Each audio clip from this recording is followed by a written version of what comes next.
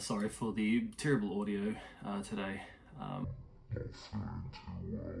So today's video is a mental health check.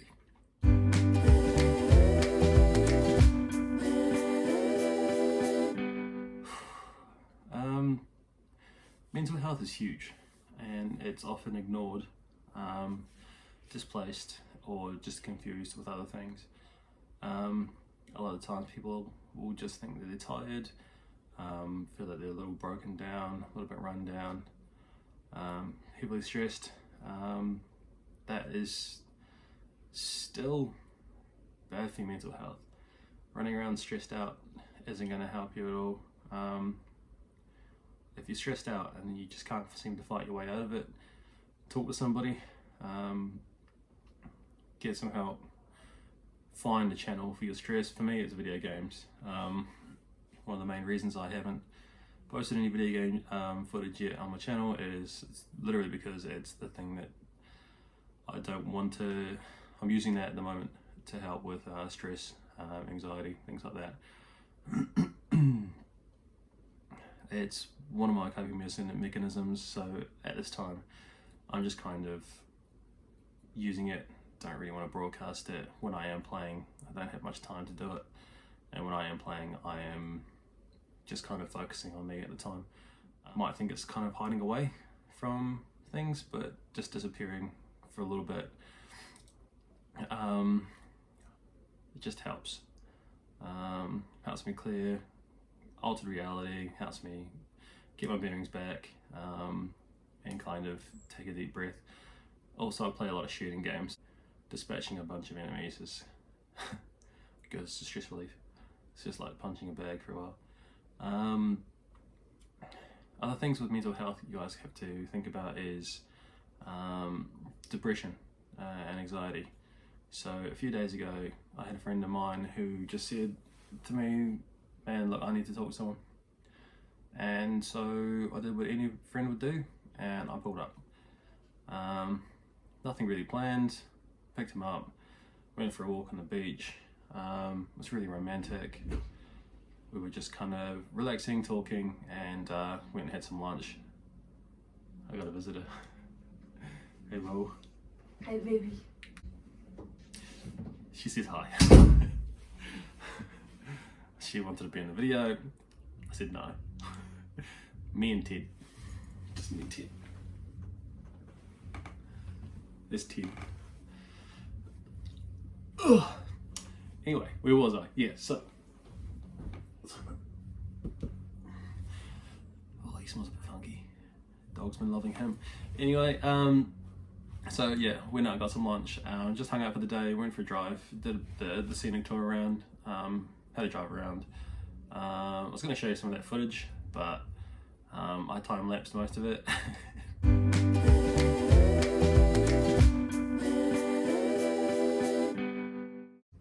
Beautiful. But yeah, that's what he needed. He needed someone to talk to at the time, someone to vent his frustrations, his stress, and he felt a little bit better. He went and got some help. He's still getting some help, and yeah, we had a lads' day the other day. It was good fun. Anyway, we've got yeah. Okay, I've lost track. Fucking visitor. Anyway, so mental health check, mental illnesses. I mean, there's just so many nowadays.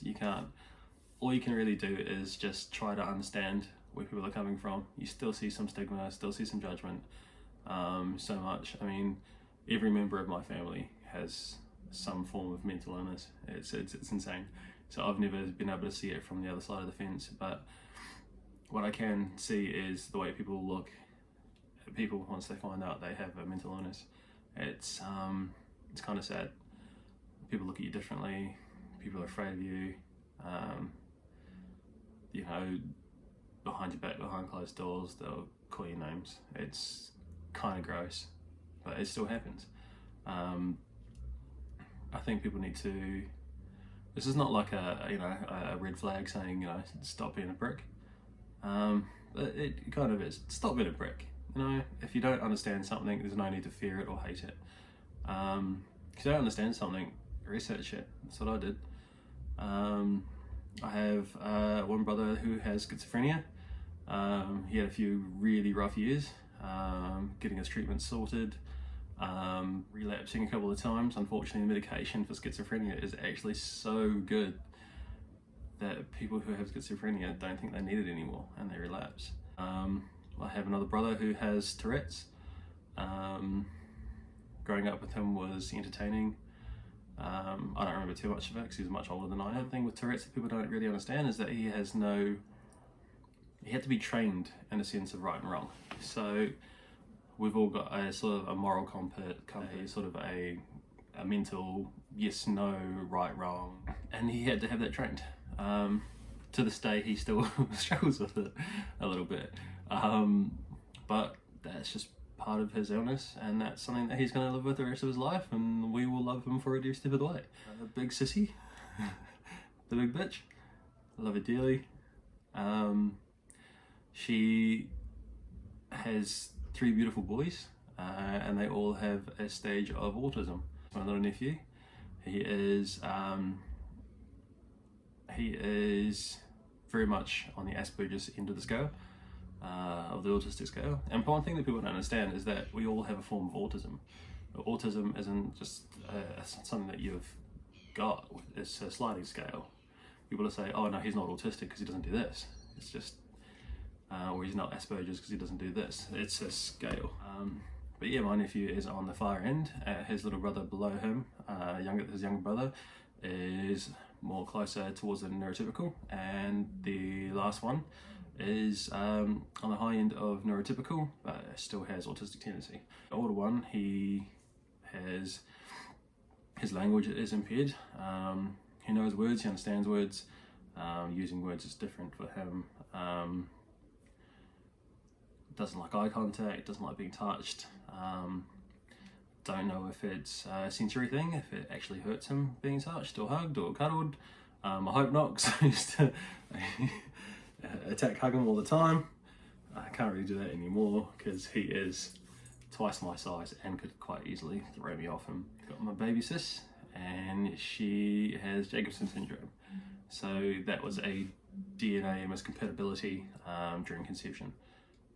She's a bright, bubbly, happy girl. Absolutely beautiful little thing. Just, if you're watching this, Geordie, don't get a big head. You're a dick. One of her symptoms is that we found out as she grew up a little bit, well, I found out as she grew up a little bit, is that she is mentally younger than her age would suggest. My younger brother, he's a NEET.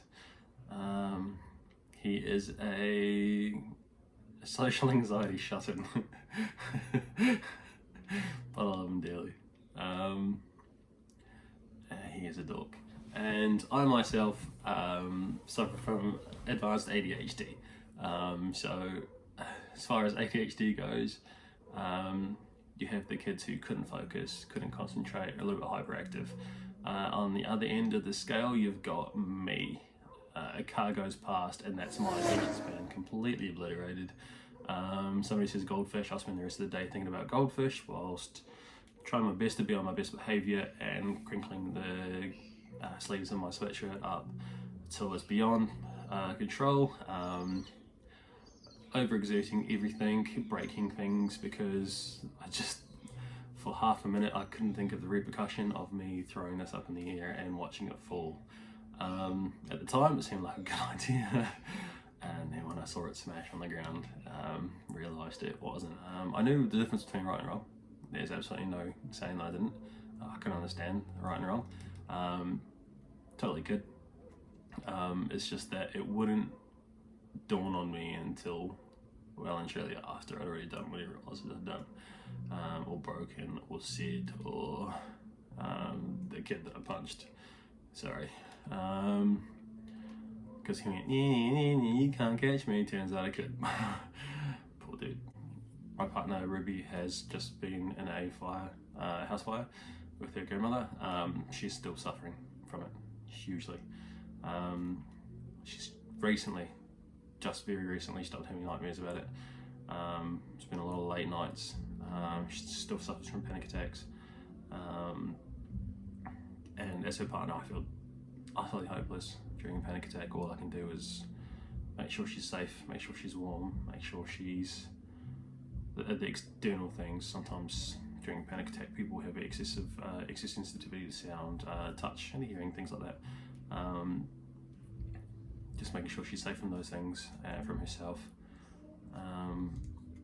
Sometimes she is just so exhausted from her body being high-strung that entire time that she is complete write-off for the entire day. She's always saying that, I don't want to be the person who's holding you back, or, like, I don't know if I can be me anytime soon. I keep telling her that she's my Ruby. My Ruby's broken. I'm going to help fix my Ruby. And I will. I know that if I was in the same shoes, she'd do the same for me. Just know your limits when it comes to stress, when it comes to depression. Find someone to talk to. You've got to have at least one person that in your life that you can talk to. If you don't, you need to find some new friends. You need to find some good friends, talk to family, talk to your GP.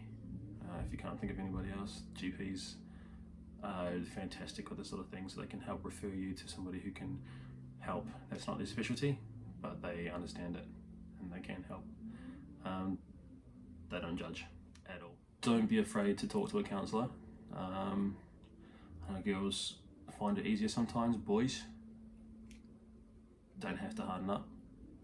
Harden up's a stupid thing to say. Take a concrete pill and harden up. It's not how it works. It's a bit old-fashioned.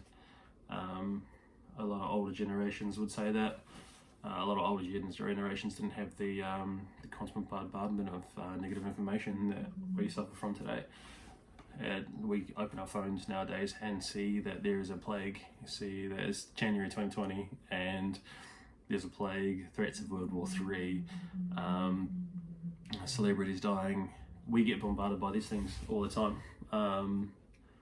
You get harassment from people online, constant bickering with people online, Facebook, Instagram. You can just get absolutely destroyed daily. And I think that's what some of the older generation don't understand. I think some of the older generation aren't catching on are starting to realise that there is a lot that we have to go through mentally. I'm not an expert on mental health. All I know is that if you're not feeling okay, ask for help. If your friends aren't doing okay and they ask for help, please, and I stress this, please do what you can, even if it's a cup of coffee. Just listen. If you don't think like you can help, all you have to do is listen. Let them vent it. Recommend counselling.